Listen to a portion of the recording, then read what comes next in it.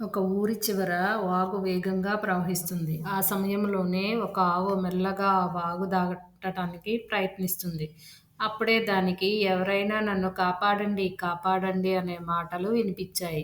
ఎవరా అనుకుంటూ అటు ఇటు చూడసాగింది ఆవు. అంతలోనే దానికి కాస్త దూరంలో వరదలో కొట్టుకొస్తున్న పాము కనిపించింది. అరెరే! పాపం పాము వరదలో పడిపోయినట్లుంది. ఎలాగైనా దాన్ని కాపాడాలనుకుంటుంది ఆవు.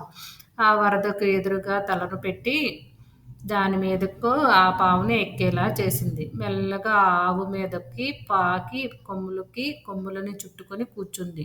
అప్పుడు పాము నా ప్రాణాలు కాపాడినందుకు ధన్యవాదాలు మిత్రమా అంది. అంత చిన్నదానికి ధన్యవాదాలు ఎందుకు మిత్రమా? ఆపదలో ఉన్న వారిని రక్షించటం మనందరి బాధ్యత. నేను అదే చేశాను. ఉండు, నిన్ను జాగ్రత్తగా అవతల ఒడ్డున చేర్చుతాను అని బదిలిచ్చింది ఆవు. అన్నట్లుగానే వరదలో మెల్లగా నడుస్తూ ఆవు ఒడ్డున చేరింది. పాము సంతోషంగా కిందకి దిగి, నా ప్రాణాలను కాపాడినందుకు, నన్ను ఒడ్డున చేర్చినందుకు నీకు మరోసారి ధన్యవాదాలు మిత్రమా. నీ మేలు ఈ జన్మలో మర్చిపోలేను అంటూ ఆవును ప్రేమగా ముద్దాడి వెళ్ళిపోయింది. ఆ తర్వాత కొన్ని నిమిషాల్లోనే ఆవు వెలువెల్లాడిపోతూ ప్రాణాలను కోల్పోయింది.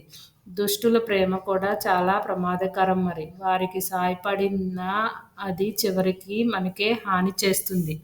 Thank you friends. సబ్స్క్రైబ్